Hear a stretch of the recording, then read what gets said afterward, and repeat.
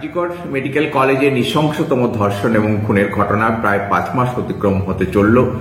এরকম নৃশংস বিভৎসতম ঘটনার যেমন আজকে নজিরবিহীন ঘটনা, তেমন আমরা তার বিরুদ্ধে, তার প্রতিবাদে, ক্ষোভে বিক্ষোভে জেগে ওঠা জাগ্রত যে বিবেক, যে গোটা পশ্চিমবঙ্গের গণ্ডি ছাড়িয়ে গোটা ভারতবর্ষ এমনকি গোটা বিশ্বের বুকে যে বিবেককে জাগ্রত করেছে মনুষ্য সমাজের, সেটাও কিন্তু একটা নজিরবিহীন ঘটনা।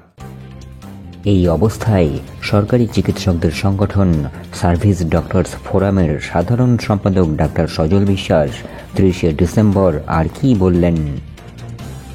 এত আন্দোলনের চাপ সত্ত্বেও আজকে আমরা লক্ষ্য করছি যে কি কেন্দ্রীয় সরকার, কি রাজ্য সরকার, কি তার সিবিআই থেকে শুরু করে আজকে কলকাতা পুলিশ, এমনকি বিচার বিভাগ, আজকে আমরা দেখতে পাচ্ছি যে সব জায়গায় একটা ডাইলামা চলছে এবং আজকে তদন্তের নামে সিবিআই, কলকাতা পুলিশ আজকে সমস্ত তথ্য প্রমাণ লোপাট করে আজকে প্রকৃত দোষীদেরকে আড়াল করার তারা চেষ্টা করছে।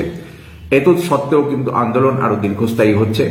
আমরা এই কারণেই আগামী 1 জানুয়ারি বুধবার হয়তো অনেকের আনন্দ অনুষ্ঠান থাকবে, তা সত্ত্বেও আমরা বলছি যে আপনারা অভয়কে যেন আমরা কখনো ভুলে না যাই।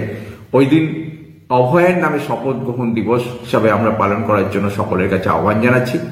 আপনারা সকলে যে যেখানে থাকবেন, স্বাস্থ্যকেন্দ্র, হাসপাতাল, মেডিকেল কলেজ বা স্কুল কলেজ, যে কোনো জায়গায় থাকুন না কেন, পাড়ায় অথবা মহল্লায় যেখানেই থাকুন না কেন, সেখানে যৌথভাবে অথবা এককভাবে অভয়ের নামে শপথ গ্রহণ করুন যে যতক্ষণ পর্যন্ত না ন্যায় বিচার পাওয়া যাচ্ছে ততক্ষণ পর্যন্ত এই আন্দোলনকে যেন আমরা আরো দীর্ঘস্থায়ী, দীর্ঘতর করতে পারি।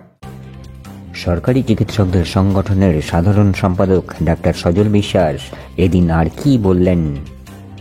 ওই দিনই কেন্দ্রীয় আমাদের শপথ গ্রহণ অনুষ্ঠান হবে আরজিকর মেডিকেল কলেজে, যেখানে cry of the hour statue রয়েছে, অভয়ের আবক্ষ মূর্তি রয়েছে, তার সামনে আমরা দাঁড়াবো এবং সেখানে দাঁড়িয়ে শপথ গ্রহণ অনুষ্ঠান চলবে। আপনারা সবাই যে যেখানে রয়েছেন আগামী 1 জানুয়ারি বুধবার বিকেল 5টায় আপনারা এই জমায়েতে অংশগ্রহণ করে শপথ নিন, যাতে এই আন্দোলনকে ন্যায় বিচার না পাওয়া পর্যন্ত আমরা যাতে আরো দীর্ঘস্থায়ী, আরো শক্তিশালী করে গড়ে তুলতে পারি।